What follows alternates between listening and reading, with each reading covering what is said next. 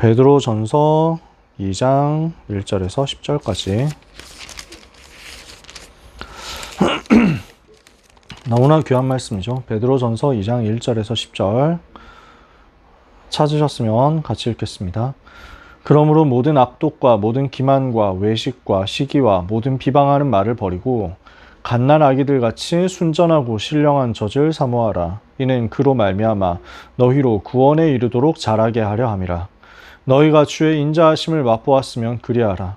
사람에게는 버림바가 되었으나 하나님께는 택하심을 입은 보배로운 산돌이신 예수께 나아가 너희도 산돌같이 신령한 집으로 세워지고 예수 그리스도로 말미암아 하나님이 기쁘게 받으실 신령한 제사를 드릴 거룩한 제사장이 될지니라.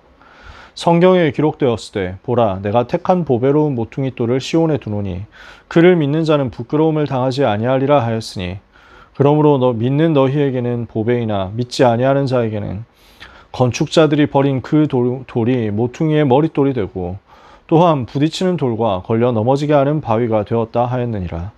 그들이 말씀을 순종하지 아니함으로 넘어지나니 이는 그들을 이렇게 정하신 것이라.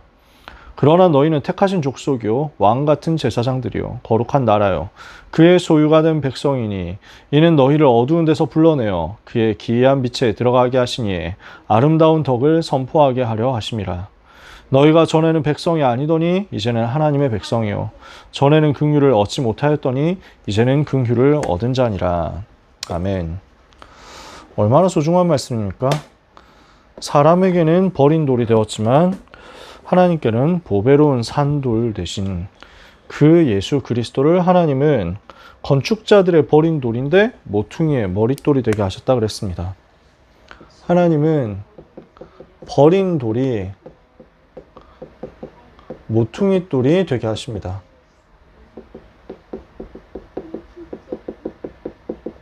그 하나님을 이번 주간에 바라보고 하나님의 신령한 비밀 속으로 들어가는 여러분 되시기를 바랍니다. 왜 그렇습니까? 우리는 세계 랩넌트 대회를 통해서 영원 응답의 시작이 무엇인지를 봤습니다. 영원한 응답을 받게 될 건데 그 시작이 어디냐? 하나님의 망대를 의지하는 겁니다. 여기에서 계속 오직을 붙드는 겁니다. 이게 영원 응답의 시작이에요. 이걸 보고 남은 자라고 하죠. 그래서 우리는 하나님의 망대를 의지하여 날마다 그리스도를 오직으로 붙잡는 남은 자다. 영원 응답의 과정은 어디에 있습니까? 여호와 하나님이 우리에게 주신 세계복음화의 여정을 가는 것입니다. 이때 하나님 우리에게 유일성을 찾게 하십니다. 날마다 세계복음화를 위하여 하나님의 여정을 가는 가운데 걸어가는 모든 과정 속에서 유일성을 순간순간 찾아내는 것이다. 그래서 이 사람을 보고 우리는 순례자라고 합니다. 영원 응답의 끝은 어디에 있습니까? 하나님의 이정표를 보고 확인하며 그 이정표를 똑같이 세우는 사람이다. 재창조를 누리는 사람이죠. 이것을 보고 정복자라고 합니다.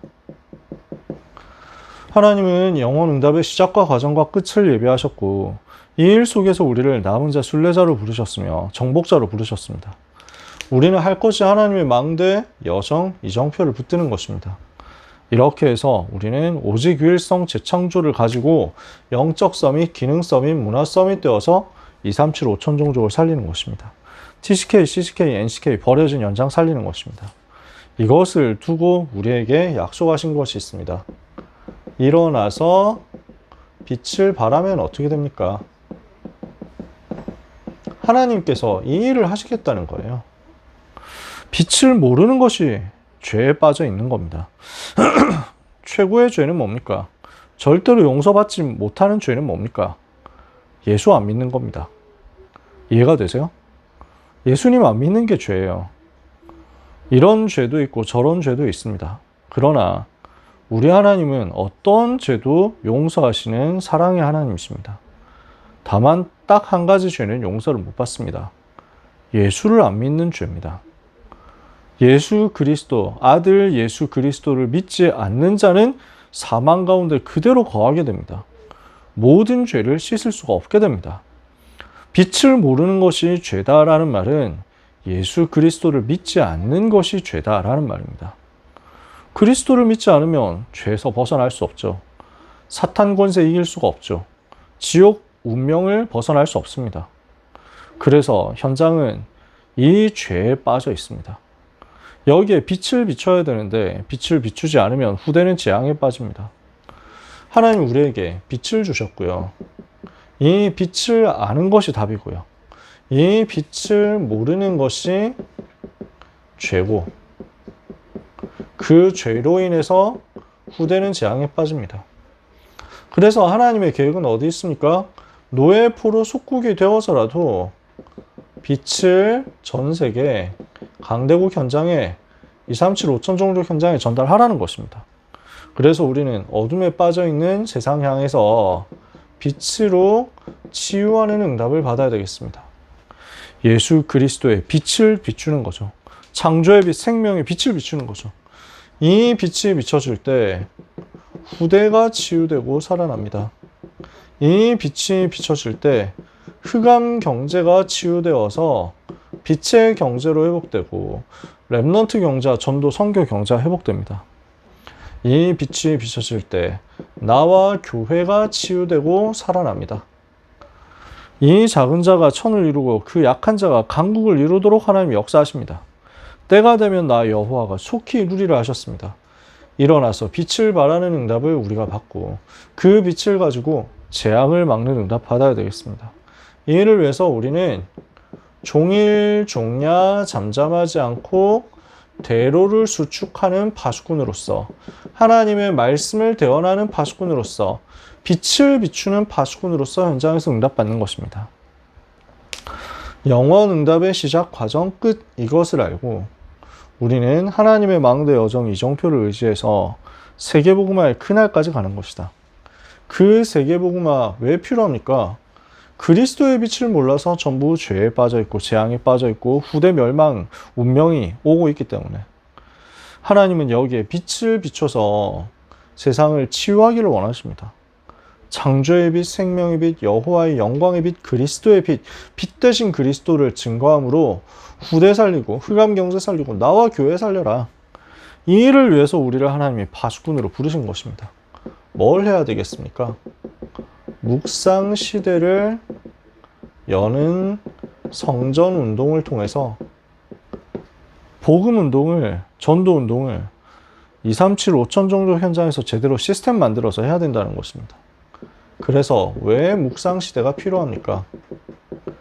흑암은 지금 재창조 전략을 쓰고 있는데 지금 교회와 그리스도인들은 여기에 대해서 무지한 상태로 고난당하고 있거든요. 우리는 이것을 꺾도록 빛의 재창조를 일으켜야만 되겠습니다. 그래서 세계복음화 할 힘을 실제로 갖춰야 되겠습니다.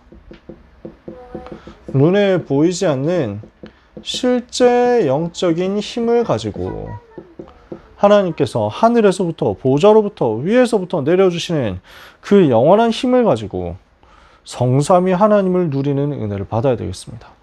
그리고 우리는 축복받을 수밖에 없는 그릇을 준비하는데 그게 삼뜰의 성전이라고 하셨죠. 근원을 치유하는 것이 치유의 뜰이다.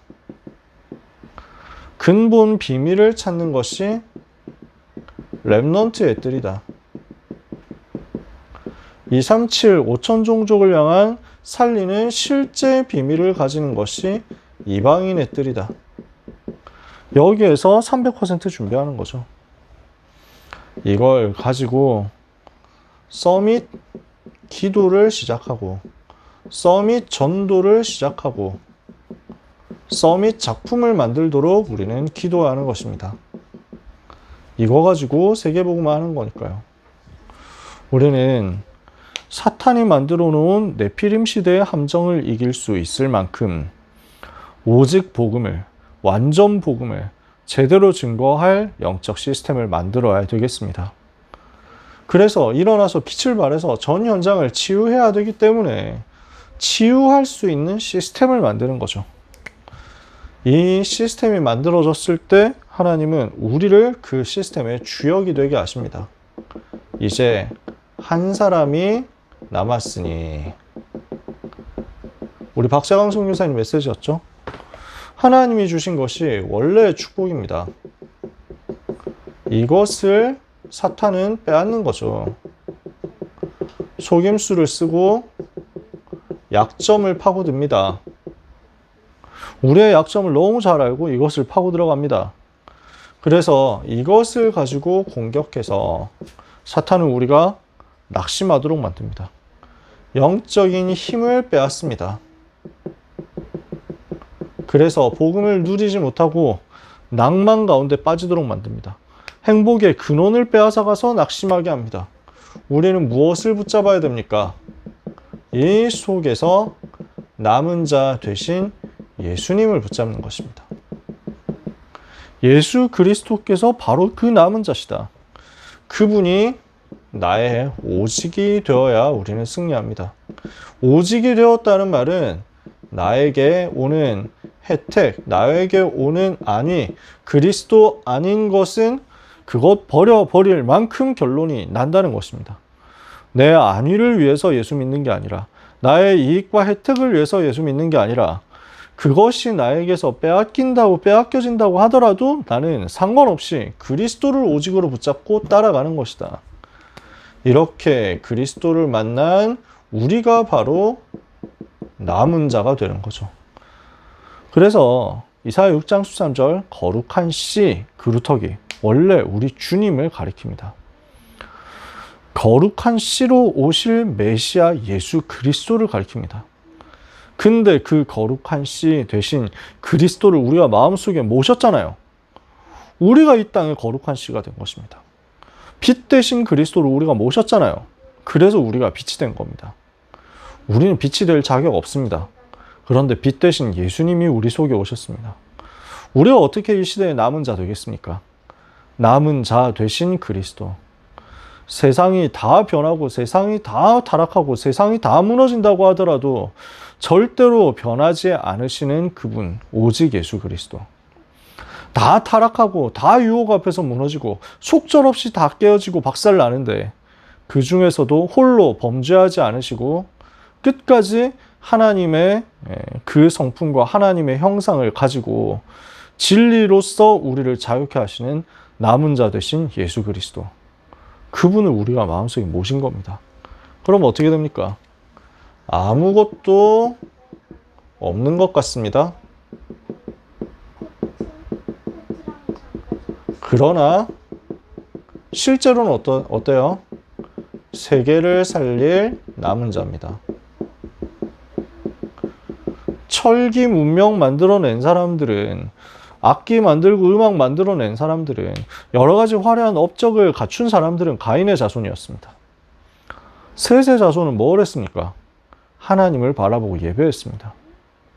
아무것도 가지지 않은 것 같지만, 통치의 고도의 기술을 가지지 않은 것 같지만, 대단한 제국 만들지 않은 것 같지만, 그러나 이 후손에서 세계를 살리는 노아가 나왔습니다. 이게 남은 자란 말이죠.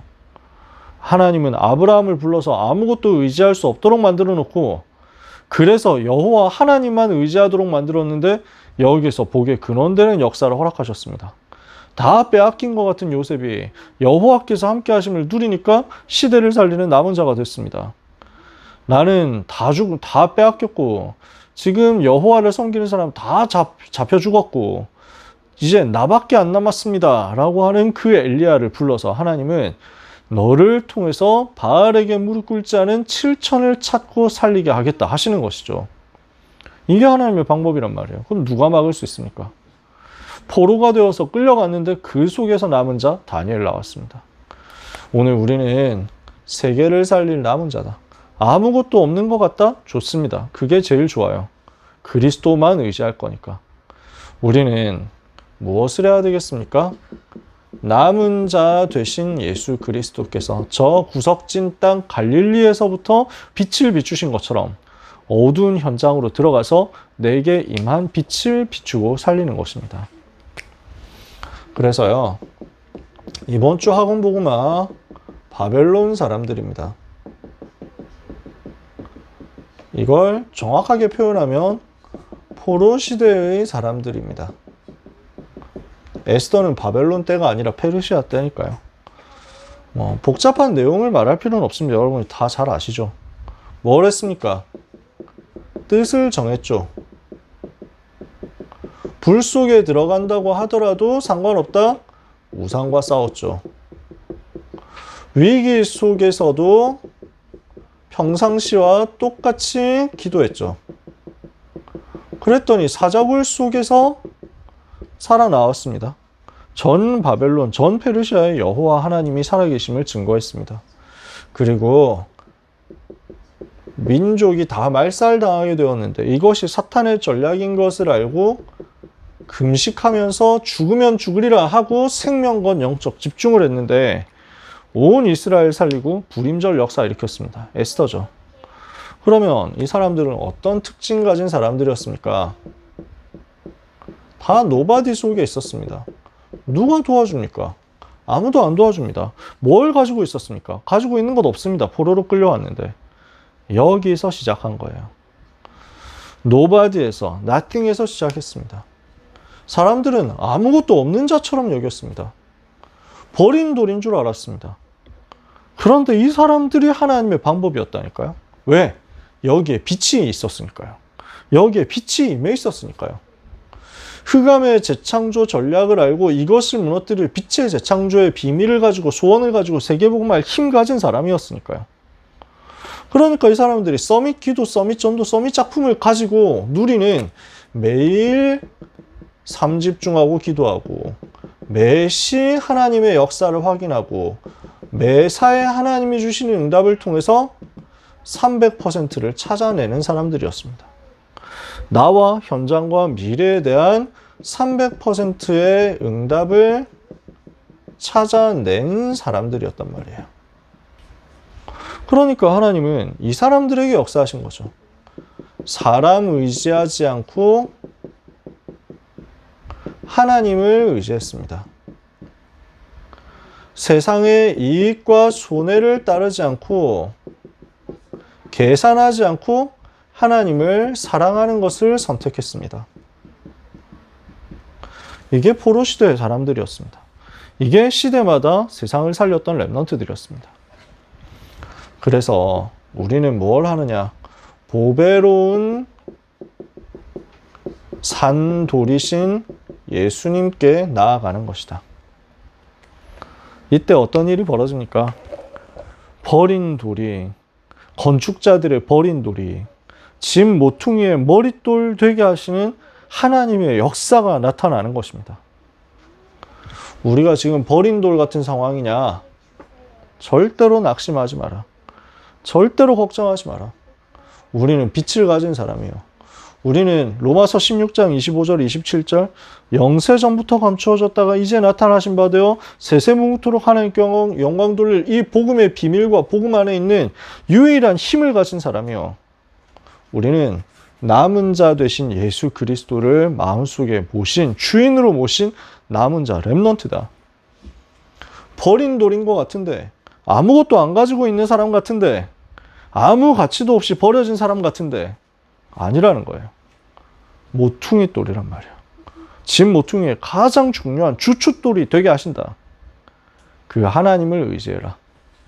그 하나님을 의지하는 그 사람을 하나님은 빛을 비추는 파수꾼으로 만들겠다 하시는 거죠.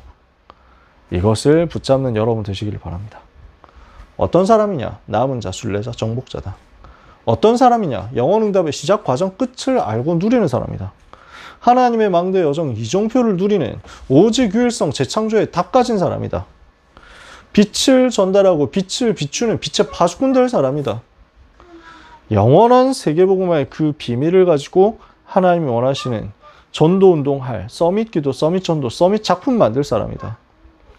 남은 자요, 남은 자 예수 그리스도를 모시고 증거하는 남은 자요, 버린 돌 같으나 그렇지 않고 세계를 살리는 nobody, nothing에서 시작하는 것 같으나 everybody, everything 살리고 회복시킬 그 사람이다. 그래서 오늘 모든 귀한 렘넌트 여러분들은 절대로 오늘 현실을 보고 낙심하지도 말고 반대로 오늘 현실을 보고 교만하지도 말고 사람 의지하지 말고 하나님 의지하시고 이익과 손해 계산하지 말고 하나님을 사랑하는 것을 선택하는 여러분 되시기를 바랍니다. 이게 이번 주 우리가 같이 나누고자 하는 메시지입니다. 이번 주 주신 강단의 말씀 방향대로 붙잡고 기도하시기 바랍니다. 날마다 사람, 세상 바라보지 말고 보배로운 산돌 되신 예수님을 바라보시고 은혜를 받으시고 의지하시다가 힘 얻으시기를 예수 그리스도 이름으로 축복합니다.